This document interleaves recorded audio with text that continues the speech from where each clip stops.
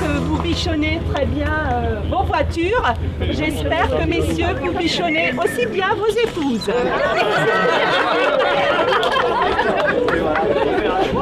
Alors, j'aimerais remercier les organisateurs, donc M. Richert, M. Haas, M. le Président.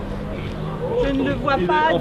Pardon, Monsieur le Président des amis des amateurs de Matisse, des voitures Matisse. Donc merci d'être venu à Mittelhausen. Merci également à notre restaurateur hôtelier local, Jackie Bruckmann, qui, je pense que c'est grâce à lui que vous êtes aujourd'hui ce matin ici chez nous.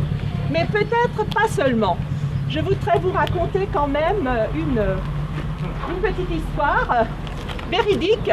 Donc la branche maternelle de Émile Matisse est originaire de Mittelhausen.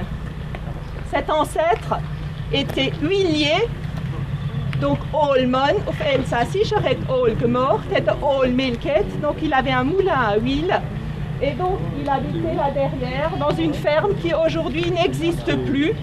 Et donc pour cette occasion, nous avons donc rebaptisé la rue Albert Schweitzer, qui est quand même aussi un grand personnage, en Olmannskos. Voilà la raison. Donc je pense que c'est pas tout à fait innocent que vous soyez venus quand même à Mittelhausen. Témoignage de notre passage. Merci donc, beaucoup. le livre sur les usines et une assiette de commémoration. D'accord. Et merci d'avoir permis à Madame Arbogat d'avoir pris la petite graine pour pouvoir nous permettre d'être là aujourd'hui. C'est pas moi qui suis responsable. Merci beaucoup. La bise quand même. Il est timide.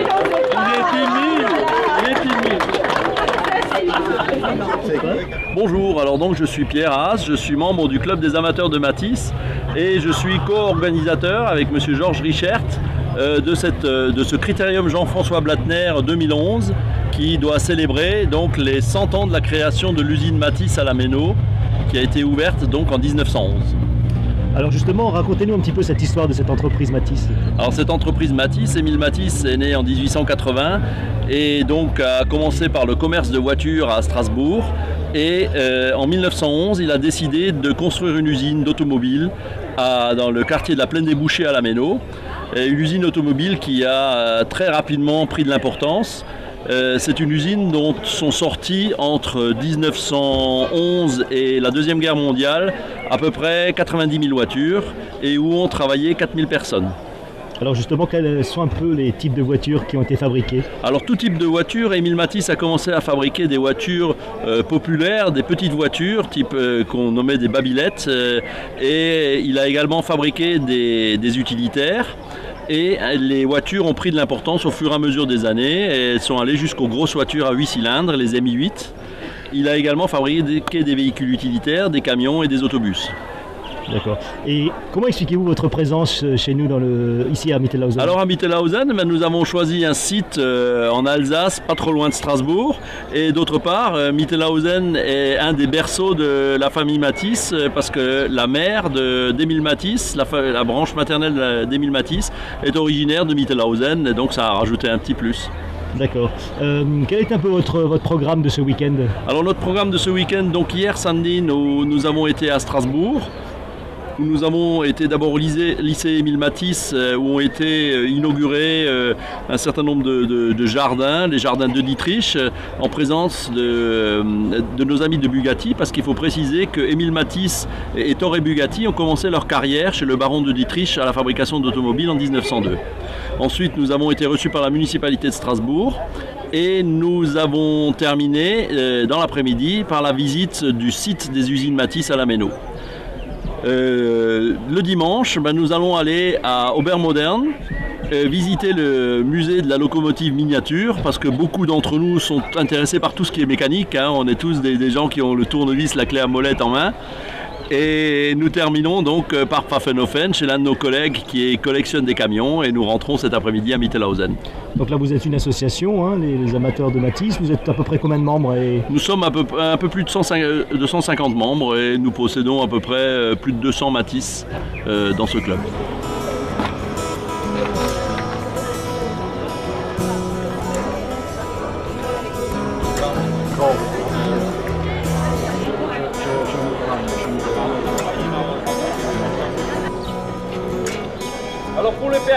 qui veulent acheter des livres sur l'usine Matisse, ils sont en vente. On peut vous regrouper souvent, vous avez un lieu où on peut admirer ces voitures ou c'est Alors non, nous sommes venus, nous venons pour cette réunion, nous venons d'Alsace, de Franche-Comté, mais également d'Allemagne, d'Autriche et de Suisse, de Belgique également. Et nous nous réunissons traditionnellement 2 fois par an, je dirais. Une grande réunion en été où c'est l'Assemblée Générale, cette année qui aura lieu à Lyon cette année. Et au printemps, comme cette fois-ci, dans l'est de la France, en Alsace, dans les Vosges, où nous nous réunissons 2 fois par an, où les voitures sont vraiment rassemblées. D'accord. Est-ce qu'il y aurait un point que vous souhaiteriez rajouter? Ce que je voudrais rajouter, c'est que nous avons également publié, à l'occasion du centenaire des usines Matisse, un ouvrage de 150 pages qui relate l'histoire de cette usine. Ça intéressera peut-être un certain nombre de personnes dont les parents, les grands-parents ont travaillé là-bas. Et bien sûr, si des personnes ont des souvenirs, nous sommes toujours preneurs pour les voir, les photographier. On ne prend rien à personne, simplement pour agrémenter l'histoire de cette marque qui est trop souvent méconnue. Alors justement, comment on vous contacte si on a des documents à vous proposer? C'est très simple, il suffit de nous contacter, le mieux c'est par email, Pierre Haas, en un seul mot, @orange.fr.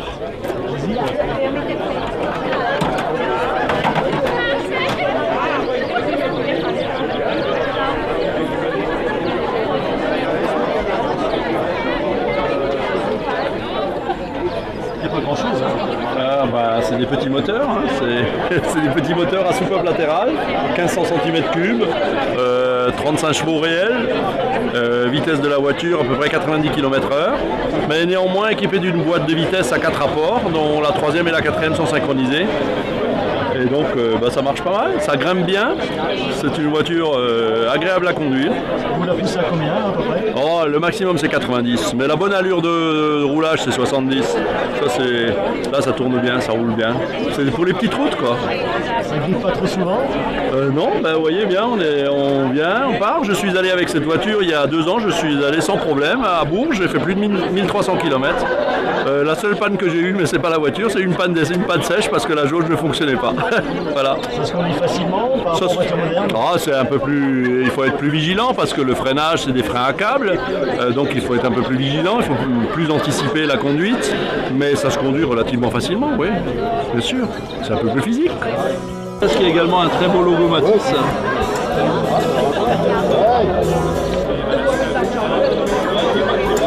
Fondamentalement, ça n'a pas changé. Hein.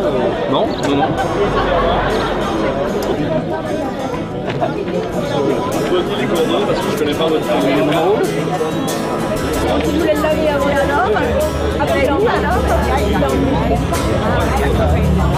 Il n'y a pas de problème. Oui, mais il faut Madame le maire, quel effet ça fait d'être dans une vieille voiture? C'est super. Hein. Ah oui, c'est super, c'est génial. Voilà, depuis qu'ils sont là, ces voitures, depuis qu'elles sont là, je n'attendais que ça, de pouvoir m'installer et de me faire conduire. Voilà. Vous imaginez un peu être du temps de Matisse? Ah oui, là je suis partie loin en arrière. Au début du siècle. On va remonter l'histoire si vous voulez bien. On va remonter l'histoire. Bonne promenade. Merci.